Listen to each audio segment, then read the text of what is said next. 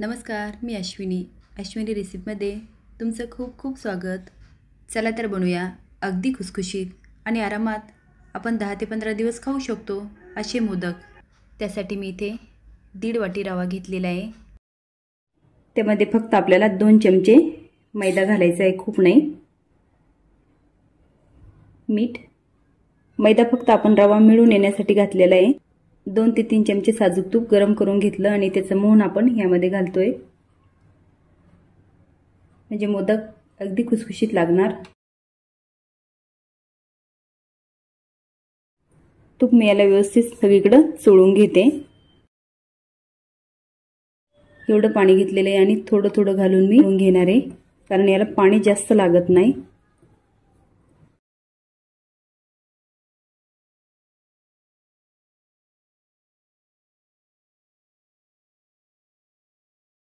आता हे खूप आपल्याला घट्ट भिजवायचं नाही, कारण ह्यामधला रवा फुगणार.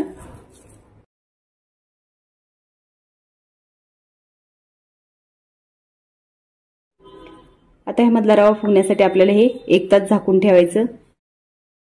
मोदकाचं सारण करण्यासाठी 1 वाटी खोबऱ्याचे किस किंवा डेसिकेटेड कोकोनट, मी हे डेसिकेटेड कोकोनट घेतलेले आहे. 2 चमचे खसखस मी थोडीशी भाजून घेतली. ज्या वाटीने खोबऱ्याचा किस घेतला ती 1 वाटी रवा मी कच्चा नाही घेतलेला. कढईमध्ये साजूक तूप टाकलं आणि कलर बदलेपर्यंत, घरामध्ये सुगंध पसरेपर्यंत तो खरपूस भाजून घेतला. आपण बघू शकता त्याचा कलर. आता त्याच वाटीने घालते मी पाऊण वाटी पिठी साखर. आता गोड आपल्या आवडीनुसार कमी जास्त केलं तरी चालेल. आता यामध्ये टाकते मी मनुके, काजूचे काप, बदामाचे काप, 1 चमचा विलायची आणि थोडीशी जायफळ पावडर. ते सगळं व्यवस्थित मिक्स करून घेते. इथे आपले सारण तयार झालेले आहे. गणपती बाप्पा आले की आपली खूप घाई होते. जर आपण येण्याच्या पहिलेच असे मोदक करून ठेवले तर कमीत कमी हे मोदक 10 ते 15 दिवस आरामशीर टिकतात.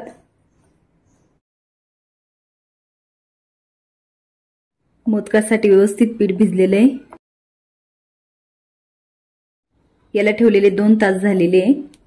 थोडंसं पुन्हा एकदा मळून घेते.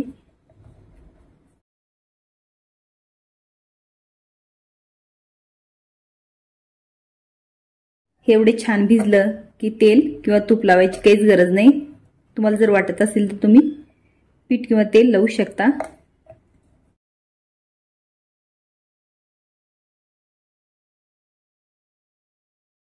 आपल्याला एवढी पातळ लाटून घ्यायची आहे.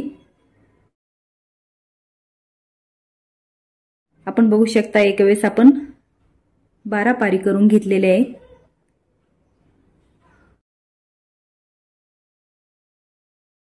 मोदकासाठी एवढ्या पाऱ्या होऊन पण आपलं एवढं पीठ त्यामधून निघालेलं आहे, म्हणजे यामधून भरपूर मोदक आपले अजून तयार होणार.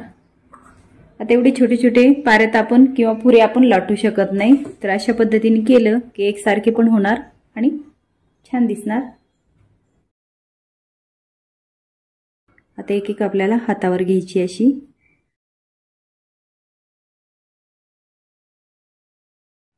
आणि खालपासून आपल्याला जवळजवळ त्याच्या कळ्या पाडून घ्यायच्या आहे.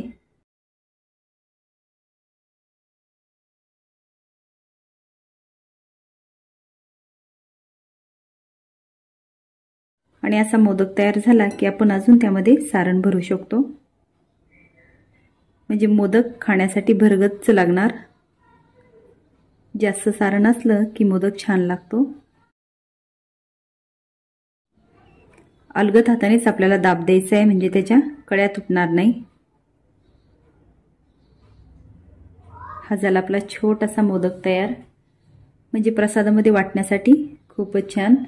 जर आपल्याला हातावर जमत नसेल तर काहीच हरकत नाही. आता मी दाखवते खाली कसा करायचा. आपण आता खालीच फोल्ड करून घेणार आहोत. अशी एकावर एक आपल्याला घडी मारत जायची आहे.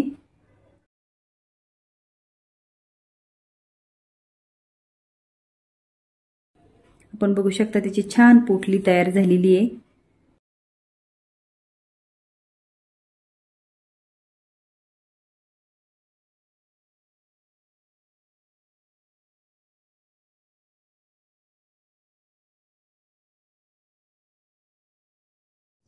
जरासं पीठ टाकून बघायचं.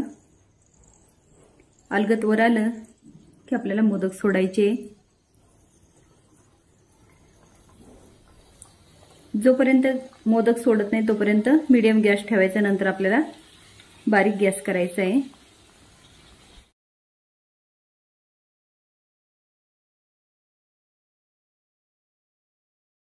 मंद आचेवर आपल्याला हे तळून घ्यायचे, म्हणजे ते आतपर्यंत छान तळणार.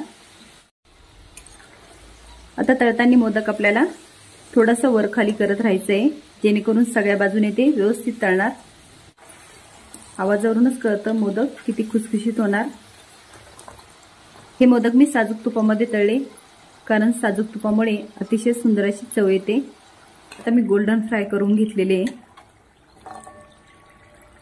थोडासा गुलाबी रंग त्याला आलेला आहे. आता काढून घेते. आपण बघू शकता त्याचा आवाज. आता जेवढे खुसखुशीत झाले, थंड झाल्यावर ते अजून खुसखुशीत लागणार.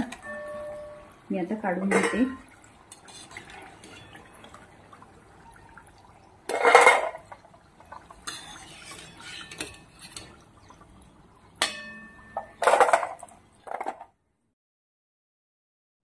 यामधला एक मोदक मी तुम्हाला तोडून दाखवते, त्याचा खुसखुशीतपणा.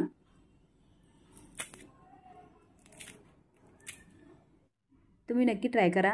आवडल्यास कमेंट बॉक्समध्ये सांगा. लाईक आणि सबस्क्राईब पण करा. धन्यवाद.